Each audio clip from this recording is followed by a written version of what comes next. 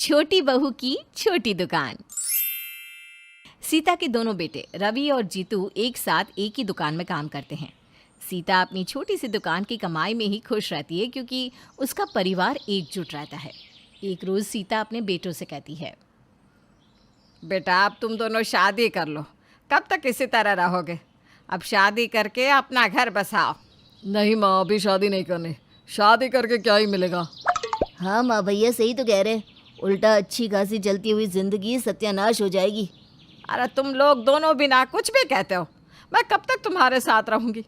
मेरे मरने के बाद तुम दोनों को कौन खाना देगा, कौन तुम्हारे कपड़े धोएगा, कौन ख्याल रखेगा? माँ हमारी बात समझने की कोशिश करो ना, हमें अभी कुछ समय चाहिए। मुझे कुछ नहीं सुनना, तुम दोनों शादी कर रहे हो बस, कोई ना नुकुर नहीं सुननी मुझे तुम दोनों से। सीता अपने दोनों बेटों के लिए लड़की देखने लगती है और लीलावती और अनु का रिश्ता रवि और जीतू के लिए आता है। सीता दोनों का रिश्ता तय कर देती है और एक ही दिन अपने दोनों बेटों की शादी कर देती है। कुछ ही वक्त में दोनों बेटों की शादी हो जाती है। लीलावती और अनु बहू बनकर सीता के घर चली आती है। कुछ दिनों तक तो सब अच्छा चलता है। एक रोज़ लीलावती अपने पति रवि से कहती है, क्यों जी, आप ही दिन भर दुकान संभालते हैं और जीतू वो तो बस घूमता रहता है। दिन भर में आप अभी खाना खा रहे हो। ऐसा नहीं है, जीतू घूमता नहीं रहता, वो बाजार से तकादा करता है। दोनों भाई एक ही काम करेंगे तो कैसे होगा? दुकान में भी तो कोई होना चाहिए। तुम ना बस अपने भाई का ही साइड लेते रहना, देख लेना एक दिन तुम्हें नौकर बनाकर छोड़ देगा। ये क्या कह रही हो तुम? उधर अनु जीतू से कहती है, जीतू तुम दिन भर दुकान से बाहर रहते हो, तुम्हें पता भी है कि दुकान में कितनी बिक्री हो रही है। देख लेना एक दिन तुम्हारे हाथ में कटोरा पकड़ा देंगे तुम्हारे भैया।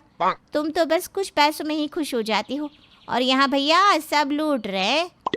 तुम भी ना कुछ भी बोलती हो। भैया कभी मेरा हक मान नहीं सकते। मुझे मेरे भाई पर पूरा भरोसा है। जितनी कमाई होती है उसका आधा भैया मुझे देते हैं। अपने लिए तो वो मुझसे कम ही रखते होंगे। मैं तो दिन भर घूमता फिरता रहता हूँ और वो बेचारे एक जगह बैठे रहते हैं। उनका मन भी कैसे लगता है। कोई मुझे बैठने कहे तो मैं तो कभी ना बैठूं।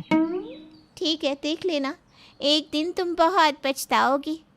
रवि और जीतू अपनी अपनी पत्नियों से ऐसी बातें सुनकर बहुत दुखी होते हैं, लेकिन कुछ कर भी नहीं पाते। दिन बीतने लगते हैं। लीलावती और अनु में झगड़े शुरू हो जाते हैं। एक दिन लीलावती घर का कोई काम नहीं करती, तब अनु उससे कहती है, भाभी सुबह से मैं अकेली ही काम कर रही हूँ, आप क्या बैठी ही रहोगी? अब घूमती तो तुम अकेली ही हो, तो काम कौन करेगा? मेरे पति की कमाई पर दोनों मियाँ बीवी मौज कर रहे हैं। अपनी दुकान अलग कर लूँगी मैं, फिर देखती हूँ यह याशी कहाँ से होती है। मैं अपने पति के पैसों पर घूमती हूँ, आपके नहीं। ठीक है तो दुकान अलग कर लेते हैं, फिर तुम अपने पति की कमाई पर घूमना। लीलावती और अनु में लड़ाई बढ़ती ही जाती है। तब सीता कहती है, अरे बस बंद करो दोनों, अब तुम दोनों की दुकान अलग अलग कर देती हूँ, फिर तुम दोनों को शांति हो जाएगी कि कोई किसी का पैसा नहीं खा रहा।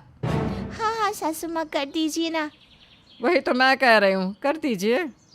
सीता अपने सारे जेवर निकाल कर रवि के हाथ में देकर कहती है, बेटा तू इसे बेचकर नई दुकान खोल ले और जीतू को ये दुकान दे दे। दोनों भाइयों की अपनी अपनी दुकान होगी तो सही होगा, ताकि जब दोनों का परिवार बढ़े तो कोई दिक्कत ना हो। माँ इसकी क्या ज़रूरत है, हम दोनों भाई अलग नहीं होने वाले। अलग नहीं रहेंगे बेटा, दोनों की बस दुकान अलग अलग होगी ताकि घर में कोई कलेश ना हो पैसे को लेकर।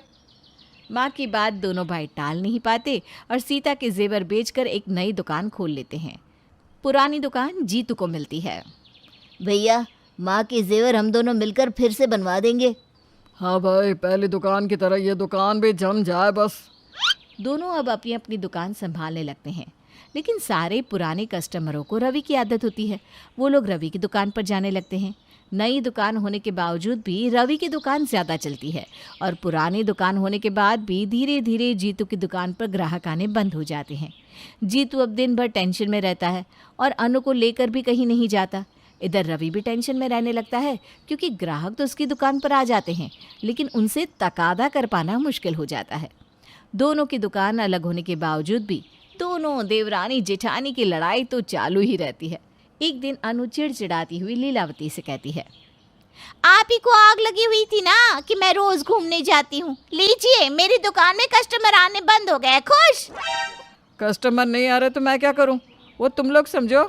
कस्टमर इसीलिए नहीं आ रहे क्योंकि भैया ने सारे ग्राहक अपनी तरफ बुला लिए हैं। ये करे भी तो क्या करे बेचारे, ऊपर से हमें पुरानी और छोटी दुकान दी थी। ये सब ना आप दोनों की चाल है, मेरे और मेरे पति के खिलाफ। ओहो महारानी, मुझे तो सुनाई मत। तू नहीं कहा था ना तेरा पति बहुत काम करता है, तो क्यों उसके पास ग्राहक नहीं जा रहे? बेच ले अब सामान। जीतू को तो ग्राहक से बात तक करने नहीं आती, वो क्या डील करेगा? अब किया है तो भुगतो। अच्छा, अब दिखाती हूँ मैं आप दोनों पति पत्नी को। अनु अब जीतू के साथ उसकी दुकान में बैठने लगती है और रास्ते से ग्राहकों को रोक रोक कर बुलाने लगती है। एक ग्राहक एक दिन अनु से कहती है, वो अभी यहाँ नई दुकान खुली है, आपको पता है कहाँ है? अरे वो दुकान ना आज बंद है, जो चाहिए आपको यहीं मिल जाएगा। पहले तो हमारी यही दुकान थी ना, अब जाकर जेठ जी ने वो दुकान खोली है। अब पुरानी दुकान तो यही है, इससे अच्छा सामान कहाँ से मिलेगा? आइए आइए आइए। ग्राहक अनु के यहाँ से शॉपिंग कर लेती है। अनु अब रवि के ग्राहकों को रास्ते में ही रोक लेती है, जिस कारण रवि की दुकान में ग्राहक कम हो जाते हैं। उधर लीलावती को जैसे ही पता चलता है कि अनु जीतू के साथ दुकान में बैठ रही है और उसके ग्राहकों को अपनी दुकान में खींच रही है, तो लीलावती रवि से कहती है, मैं भी कल से ना आपकी दुकान में बैठूंगी, देखती हूँ अब कैसे ये हमारे ग्राहक चुरा पाएंगी। अगले दिन लीलावती भी रवि के साथ उसकी दुकान में जाती है और दोनों बहू के दुकान जाने के कारण सीता को अपने लिए खाना खुद ही बनाना पड़ता है। इधर लीलावती अपनी दुकान में कमर कसकर लग जाती है। तभी ग्राहक आता है, आपकी तो पहले अलग दुकान थी ना, मैं हमेशा वहीं से लेती हूँ, यहाँ पहली बार आई हूँ। इस दुकान जैसे सामान उस दुकान में नहीं मिलेगा। यहाँ ना सब डिज़ाइनर आइटम मिलते हैं जो उस दुकान में कभी नहीं मिल सकती।